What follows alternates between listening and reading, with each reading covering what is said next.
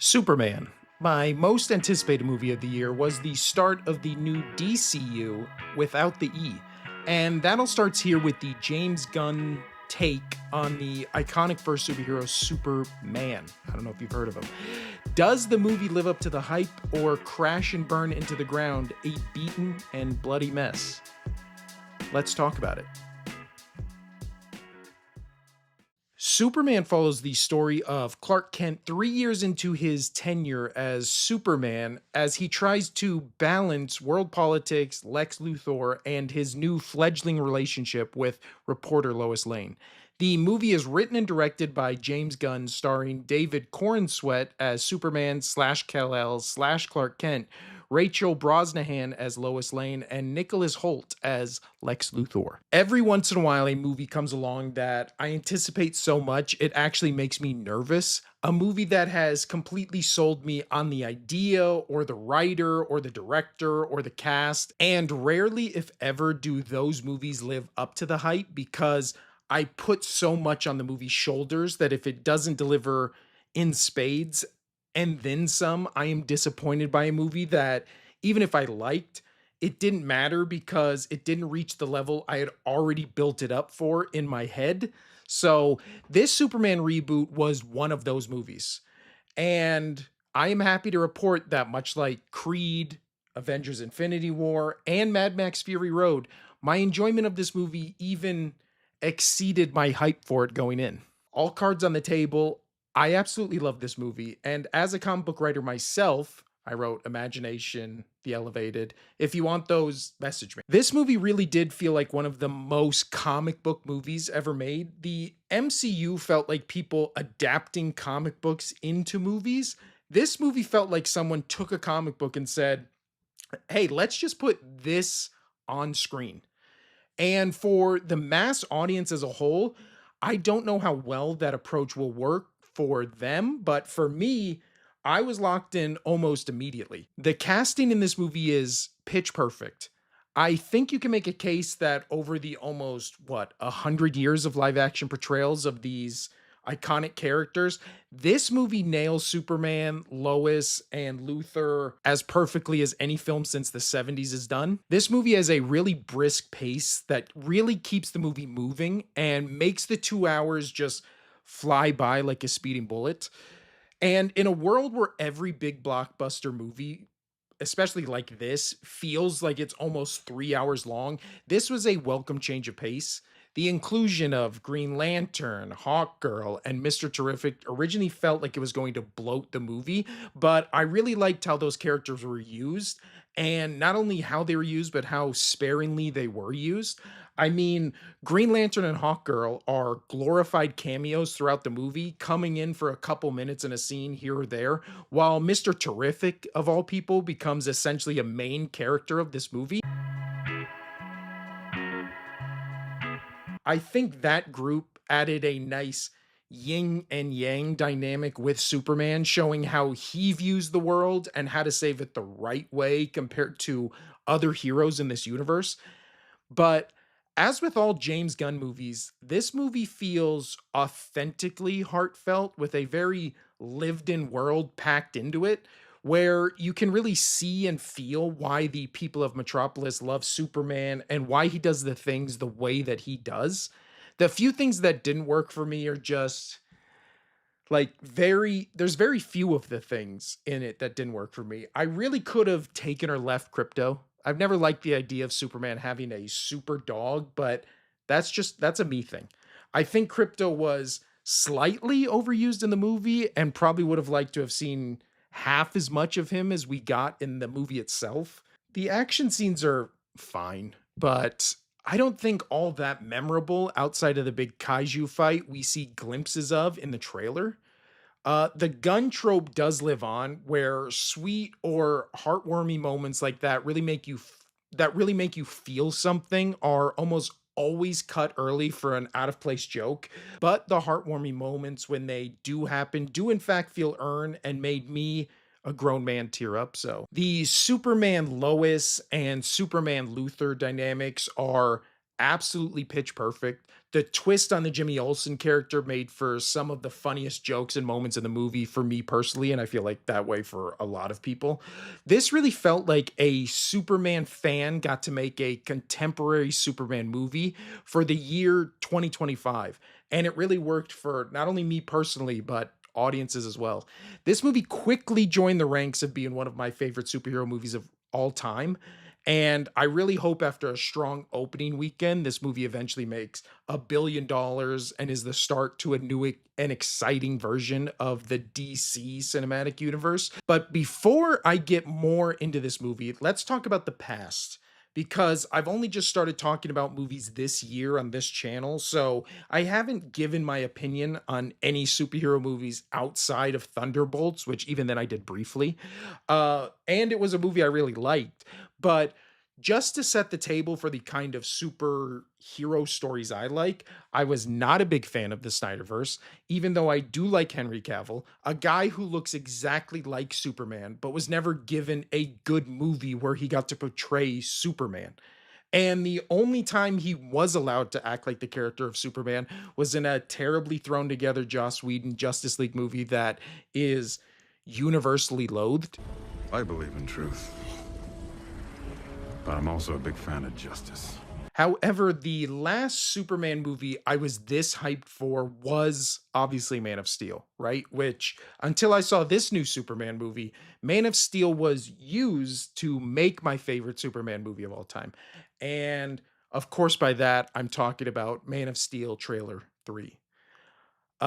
I really love that trailer, even to this day. But even back then, when I saw it for the first time, I still always wince at Jonathan Kent telling his son, a young Superman, that maybe he should have just let those kids drown in the bus. That was the first time when it came to Man of Steel where I went, uh-oh. And then I saw the movie and it just looked ugly. The movie felt wrong, and the portrayal of Superman felt like some bizarro-esque like switcheroo. And then the movies in the Snyderverse kept getting worse and worse for me with reimagining characters in what always felt like the wrong way, from casting, I don't know, absolutely the wrong choice to absolutely the bad choice to perfect casting and then completely wasting them. No one, I repeat, no one was more happy than when the Snyderverse died than me. Nothing against Zack Snyder. He seems like a nice guy, right? But I think he just fundamentally didn't understand the characters or why those characters work. But nobody should have been surprised because he did the exact same thing with Watchmen. So why we all expected different, I have no idea. But hey, if you like the Snyderverse, more power to you. You got a lot of movies out of it. It just wasn't for me and never was. Tried to rewatch them, never will be. However, the superhero movies that were for me were The Dark Knight, The Incredibles, the last Batman film, and really all the Guardians of the Galaxy movies. So when I found out Gunn was taking over the DCU and starting with Superman, I was ecstatic. And after seeing the movie, I had every right to be because Gunn just made my new favorite Superman movie. I love the way Superman views the world and his locked in approach to good versus evil and right versus wrong. His justification for doing stuff in the movie is, will this protect people? And if the answer is yes, nothing else matters. That's a giant tonal shift from the Snyderverse Superman, who never once in any movie seemed like he cared about saving or protecting any people despite destroying an entire city, it felt like every fight. Which, speaking of, let's talk about Superman. Not the movie itself, but the man portraying the Man of Steel. David Corn Sweat, who had big shoes to fill taking over the role from Henry Cavill. And I think he did it masterfully. When he is Clark Kent, he is this nerdy emo guy who is a little too full of himself. And when he is Superman, he is this stoic, larger than life character who protects people and kids admire. That's my Superman. That's the comic book version of Superman I've been reading all my life. I agree about the criticism of this movie needing more Superman, but only because I liked how vulnerable and set in his ways this Superman felt. He was arrogant and cocky in the way where he saw how the world should be saved, and I really like that. We don't get heroes anymore just being straight up heroes. At one point, he saves a squirrel. Like, that's the superhero heroics we need in Superman and superhero movies going forward. And not only that, but the dynamic he has with Lois Lane, played, again, my favorite word in this review, pitch perfectly by Rachel Brosnahan. It's electric. And my favorite scene in the entire movie might be their 10-minute exchange they have about what Superman means to the world and global relations. It crackles and ends with a perfect message about what type of movie this is, where Superman jokes that he is punk rock, and Lois goes, "You aren't punk rock. I'm punk rock. I question everything. You trust everyone and think everything is beautiful." And Superman simply replies, "Maybe that's real punk rock." Like, I fist pumped in the audience at that exchange. That's beyond a perfect Superman, not only outlook on life, but delivery of how he sees the world. Some last quick thoughts, and then I'll get out of here. Lex Luthor just being a real evil piece of shit was absolutely fantastic. I'm so tired of villains in everything just actually not being the villain, but they're just misunderstood. Luthor is evil, evil. And at no point does the movie want you to root for him or feel bad for him. The movie wants you to hate him. And by the end of it, you really do. I could have done without the whole pocket universe thing.